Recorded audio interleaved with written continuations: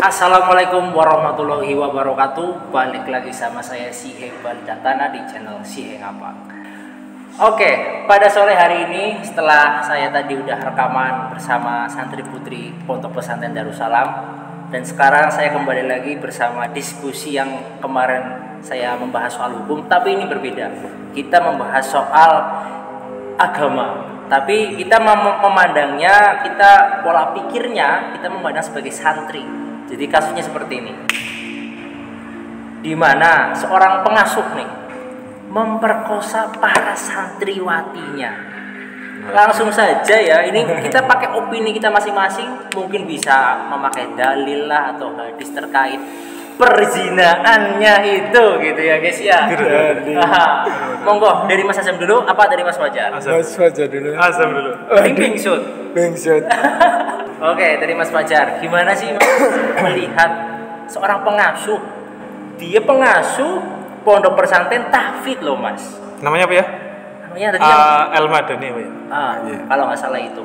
Al-Madani di Bandung. Di Bandung. Coba Mas, gimana? Menurut Mas sebagai santri yang sudah bertahun-tahun mondok, monggo. Jadi memang belakangan ini kita tuh sering banget dihadapkan dengan berita-berita yang ini ya, yang mencengangkan. Mind blowing banget lah. Mind blowing. Kenapa tiba-tiba ada muncul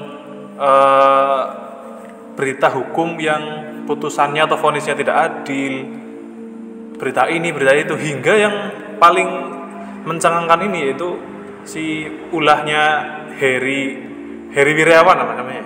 HW lah istilahnya. Di berita-berita itu munculnya HW. Bukan Hari Wahyudi ya? Oh, bukan.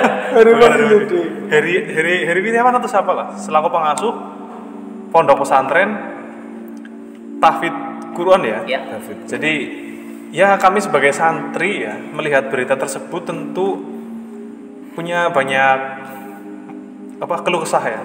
Punya banyak hal yang ingin disampaikan, bahwa ini terutama untuk masyarakat ya.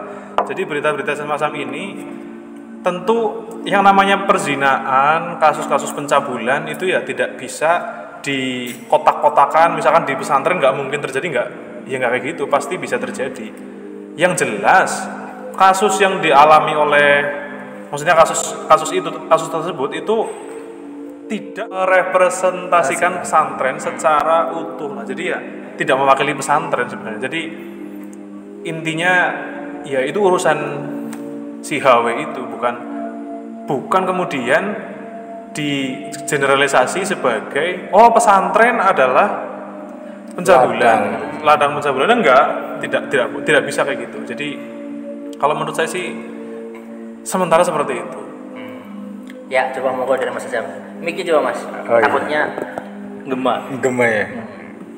Ya, kalau dari saya pribadi ya, ini ya pendapat saya terkait masalah kasus tersebut pencabulan.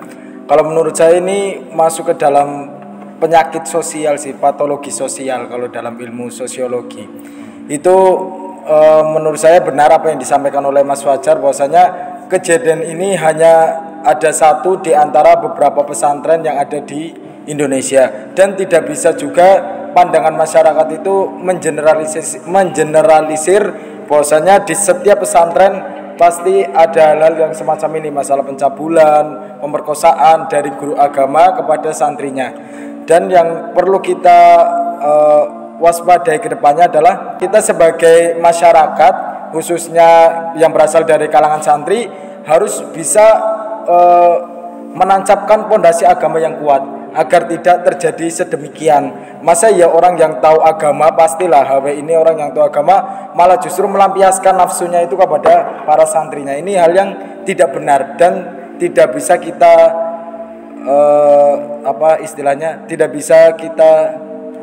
tidak bisa kita terima. Iya, tidak bisa kita terima. Iya betul. Kenapa lama sekali? Iya. Biasanya bahas hukum tas gitu ya. Iya, ini membahas masalah agama gitu. Ada tekanan pribadi nih. Iya, selanjutnya dari saya, si HW ini sama halnya merusak nama baik pesantren, itu yang saya garis bawahi. Itu pertama banget. Dan yang kedua, merusak nama baik ustadz atau pengasuh. Seakan-akan ustadz pengasuh kan udah belajar agama itu udah lama, lamaan daripada santri itu bahasanya lah. Udah belajar dari kecil dan sampai besar gitu. Tapi kok kenapa dengan tidak bisa menahan hawa nafsu, alhasil mereka memperkosa para santrinya gitu. Padahal dia udah mempunyai basic dalam sisi agama. Itu yang bikin saya geram. Apalagi alasannya itu kalau nggak salah yang muncul di berita kan motif dia melakukan hal tersebut karena istrinya enggan melayani. Betul. Itu kan ya Allah, masa iya sih? Kalau istrinya enggan melayani, tidak dengan cara itu ya. Aku bisa menjawab kalau itu. Apa? Kalau istrinya nggak melayani kan kita sebelum pas masih muda, bukan saya sebagai orang tua ya, tapi namanya masih muda pasti ada pelampiasannya nggak sih? Pelampiasan tanda kutip, kalau istri nggak mau melayani, ya kita mencari cara agar mungkin birahi kita itu tetap terpenuhi. Terpenuhi gitu loh. Walaupun itu sangat apa ya bahasanya ya, seharusnya nggak usah dilakukan karena udah punya istri. Tapi mau gimana lagi daripada kita mencabuli atau apa ya, bercocok tanam sama seseorang yang bukan muhrim, lebih baik ya sudah, singkat kata senam 5 jari. Cara agar kita tidak berzina kepada bukan muhrimnya. Sisi positif senam 5 jari. Itu kalau saran saya harus baiknya seperti itu. Fatal sih. Nah, mau coba ada tambahan lagi. Dan yang bikin sebenarnya kita kan sebelum kita rekaman ini ya, itu saya berusaha mencari kronologis kasusnya, merekonstruksi kasus, tapi memang yang diberitakan itu tidak lengkap, bahkan ada yang berita portal berita ini mengatakan 12 santri. Portal ini mengatakan 7 santri. Portal ini mengatakan 8 santri, ada yang 4 santri itu hamil 2 kali, kemudian ada yang 5 santri hamil 2 kali. Jadi beritanya menurut saya sih masih kurang valid. Jadi ya kami belum bisa merekonstruksi kasusnya secara menyeluruh lah ya. Betul. Jadi intinya kan pandangan kami sebagai santri tentu sangat mengutuk kegiatan kegiatan tidak beradab itu. Kemudian sekali lagi apa yang dilakukan oleh saudara HW ini tidak kemudian merepresentasikan pesantren secara menyeluruh. Jadi urusan dia lah gitu kira-kira. Dan ini berarti kita udah membahas soal opini kita lah. Coba kita mempromosikan sebagai orang tuanya para santri tersebut. Tentu sangat terpukul ya, karena di berita itu ada yang menuliskan kan jadi begini, seorang santri yang dihamili itu sudah melahirkan anak, sudah berumur 4 bulan, tiba-tiba ada berita tersebut, orang tuanya korban itu hadir ke pondok untuk menjemput anak tersebut. Ya, kemudian disodorkan bayi 4 bulan dari anaknya itu. Berarti kan cucunya ya? Cucu. Itu kita sebagai misalkan kita sebagai orang tua ya gimana ya? Gimana Azam? Kalau saya sebagai orang tua ya secara otomatis yang pertama saya akan marah karena rencana tujuan saya untuk memondokkan anak saya terutama ya semoga terjadi ya kalau besok punya anak bisa saya pondokkan gitu ya. Tujuan awal saya untuk memondokkan anak saya kan untuk menimba ilmu agama, tapi ketika mengetahui ada tragedi seperti ini yang sangat naas menurut saya yang pertama kan sangat marah. Tidak mungkin pasti saya akan menanyakan terlebih dahulu, ini ada apa, kok bisa seperti ini, kamu saya pondokkan kok bisa melahirkan. Otomatis saya akan memarahi anak saya terlebih dahulu. Lah baru setelah itu mungkin dari si anak tersebut menceritakan segalanya, dan ternyata itu berasal dari gurunya, guru dan pengasuh ini ya, guru sekaligus pengasuh daripada pondok tersebut ya. Dan otomatis saya tidak mungkin untuk diam saja melihat anak saya diperlakukan, dicabuli lah istilahnya lah. Kalau ada istilah, kalau yang Twitternya Ko Ernest itu ya. Ko Ernest. Kita itu jangan mengganti istilah kejahatan dengan yang lebih halus. Kalau kejahatan ya kejahatan. Koruptor ya koruptor. Kalau bisa maling ya cabul. Jangan perkosaan ya perkosaan. Jangan diganti istilah hubungan layaknya suami istri, itu kan terlalu halus. Betul. Saya setuju. Pencabulan ya pencabulan. Berarti tadi kan pandangan sudut orang tua ya, menurut Mas Fajar dan menurut Mas Azam. Nah, kalau menurut saya, diposisikan saya sebagai orang tua, pertama saya agak berbeda sedikit untuk awalannya dari Mas Azam. Kalau saya jangan marahin pada anak, karena satu, anak itu pasti dengan rasa terpaksa untuk melakukan hal intim tersebut. Saya lebih memarahkan orang yang memperkosa tersebut. Betul. Yaitu pengasuhnya kalau saya. Soalnya percuma kita udah memarahi anaknya, keadaan anaknya sudah bercocok tanam gitu loh. Lebih baik kita kasih edukasi, motivasi biar dia tuh nggak stres. Karena kebanyakan yang saya lihat di berita-berita, di saat seorang anak diperkosa entah itu sama siapapun, pasti mempunyai apa ya? Otak yang tekanan psikis. Ngaruh banget di otak. Dia pasti akan takut sama yang di atas pertama, dia takut sama orang tua, dan dia takut sama di sekelilingnya. Nah, itu kita sebagai orang tua harus menjaga nama baiknya dengan cara jangan memarahinya gitu.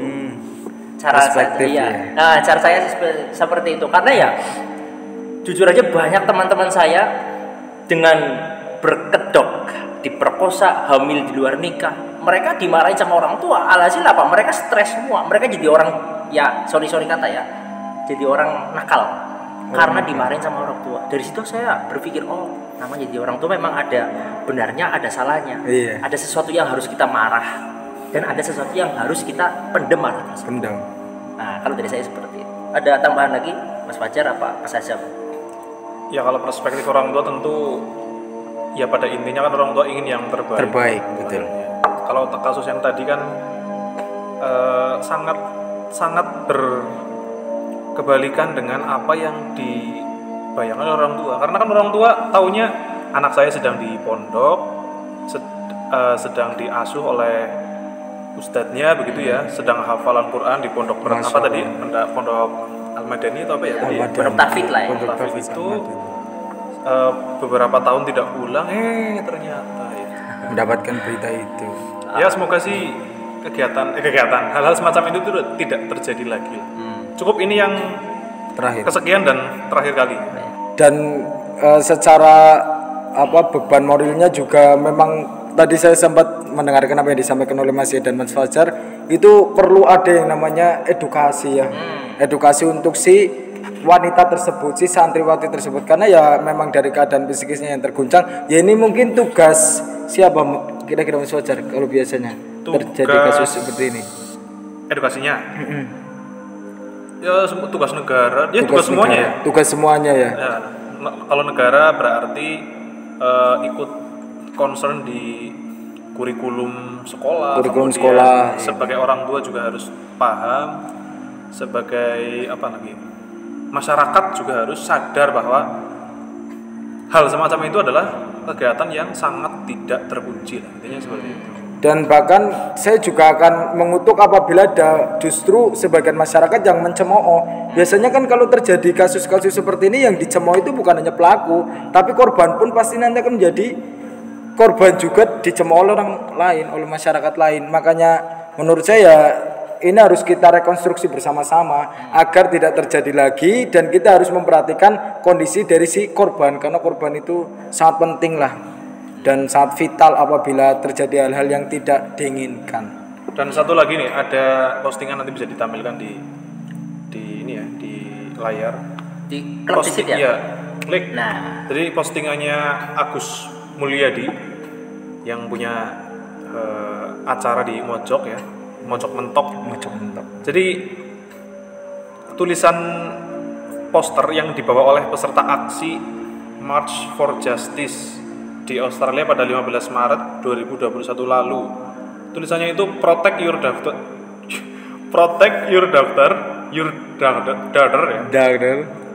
educate your son. Jadi protect your daughter-nya itu dicoret. Jadi sekarang mungkin sudah tidak relevan lagi orang tua konsep melindungi anak perempuan, tapi educate your son. Edukasi atau didiklah anak laki-laki kalian dengan edukasi yang baik supaya tidak melakukan tindakan pelecehan seksual. Karena pelecehan seksual ya dari hal yang paling sederhana, misalkan bersiul ya, misalkan ada cewek liwat Pelecehan verbal ya. ya gitu kan. Itu manuk ya. Itu kan termasuk pelecehan seksual. Jadi pada titik tertingginya ya ada zina, ada perkosaan gitulah ya. Jadi educate your son. Educate your son. Your son, si HW ini. Atau gini, yang saya resapi apa yang diomongkan Fajar, kita harus mendidik anak laki-laki kita ataupun anak perempuan kita dengan cara sex education. Sex education perlu. Jadi kita harus kasih tahu loh, ini lo salah, ini lo benar, ini lo halal, ini lo haram, gitu loh. Ya, ada kata apa lagi? Apakah sudah cukup? Saya kira cukup. Karena ini kasusnya memang bikin apa ya? Yaitu bikin kita emosi, bikin kita geram dan lain-lain, dan ini juga dadakan langsung ya freestyle kita ya. Karena berita baru muncul kita langsung buat video. Ya mungkin segitu saja ya dari kami ya. Jika ada tutur kami yang kurang berkenan atau salah mohon dimaafkan. Assalamualaikum warahmatullahi wabarakatuh. Waalaikumsalam warahmatullahi wabarakatuh. 14 santriwati diperkosa guru di Bandung, 4 korban melahirkan. Jaksa Kejaksaan Negeri Bandung Agus Mujoko mengatakan dan mengkonfirmasikan bahwasanya ada 4 korban. Orang tua rela ditinggal anaknya demi ilmu, sama sekali kau tak pantas untuk dipanggil guru. 14 santriwati seenaknya kau tiduri, 4 korban melahirkan kau pantas untuk dikebiri. Terlalu banyak kasus pelecehan belakangan ini, di mana tempat aman untuk perempuan kali ini. Dari masalah randi hingga ke para santriwati, sungguh malu aku ini sebagai laki-laki. Pelaku pemilik pondok bernama Heri Wirawan, kau tahu resiko apa yang akan terjadi kawan. Tak berguna urus itu semua, dasar sangean ingin terlihat baik, ternyata dalamnya setan. Wow, aku tak tahu harus apa, cuman hanya bisa menyuarakan suara dari lagu rap yang aku buat saja. Semoga ini semua ke depannya tidak ada.